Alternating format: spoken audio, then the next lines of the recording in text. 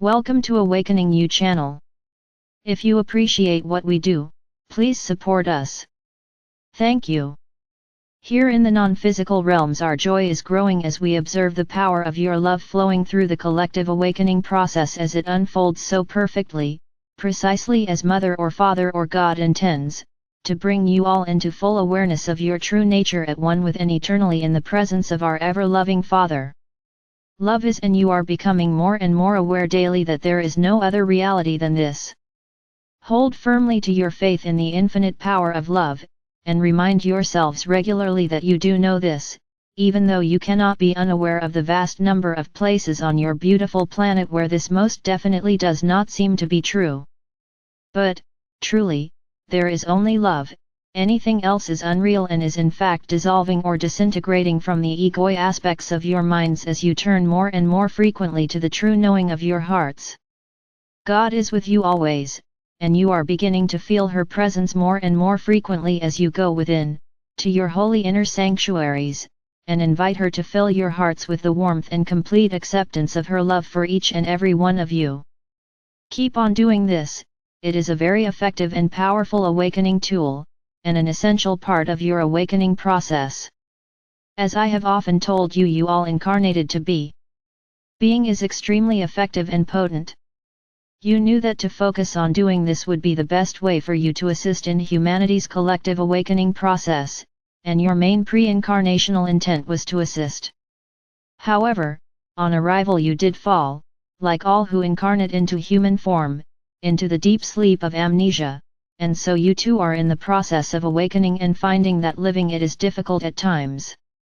Your egos are constantly attempting, often rather too skillfully, don't underestimate this, to distract you from your true life purpose by fully engaging you with obtaining the essential requirements of material life, food, shelter, and clothing, for yourselves and for those who depend on you. Nevertheless, your awakening process is intensifying and unstoppable because for you all to awaken is God's divine and most loving intent, and therefore you are awakening. There is no other option. You are eternally in the presence of Mother or Father or God, and she is nudging you now and now and now towards full and complete wakefulness. Trust your Mother, her will is always in your best interests, and is most carefully designed to deliver to each of you personally exactly what you desire and need, namely your full awareness and the resultant joy of just being as you reside permanently in her loving presence, where you are enthusiastically and happily at home. Life is love, the eternal state of being in which you were created, and the moment when you lay your bodies to rest and in doing so thank them for their loving service is but a transition back into the awareness of the state of reality in which you have your eternal existence. To be incarnate as a human in form is an extremely short-term experience, an experience you chose to undergo in order to greatly assist in humanity's awakening. As you know from your world history, humanity's presence on Earth is something that happened very recently when compared to the age of your planet, or of the universe. When humans first arrived on Earth, they felt lost and abandoned because of their amnesia, and so they had no memory of reality.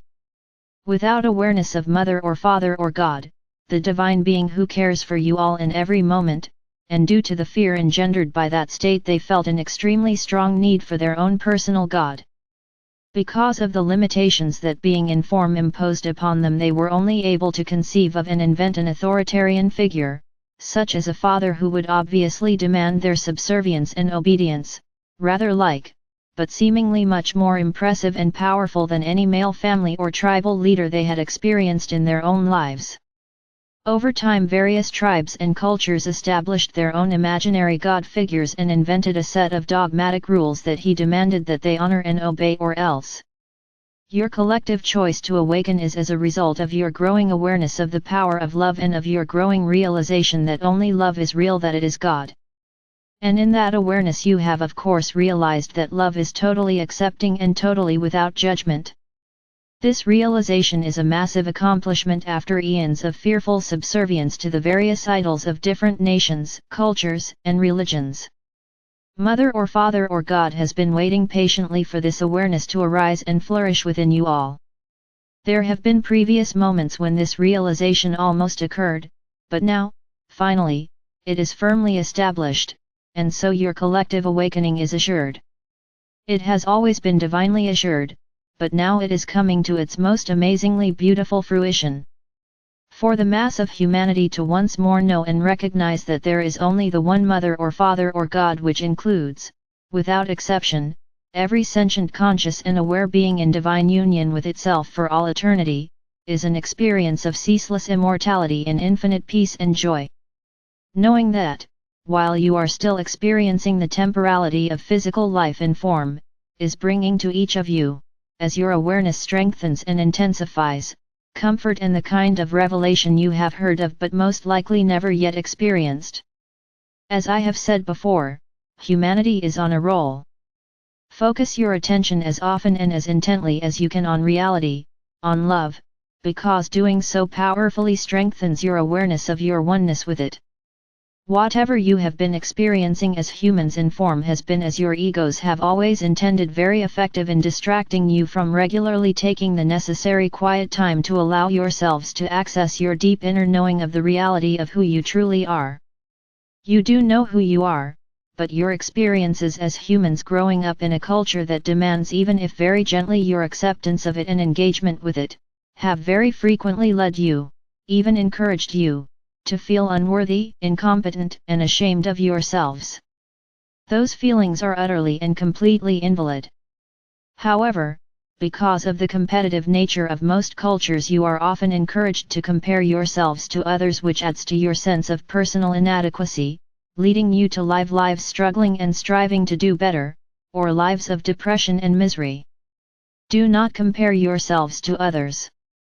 You are each totally unique expressions of God, shining examples of differentiated beings inseparably in union with her.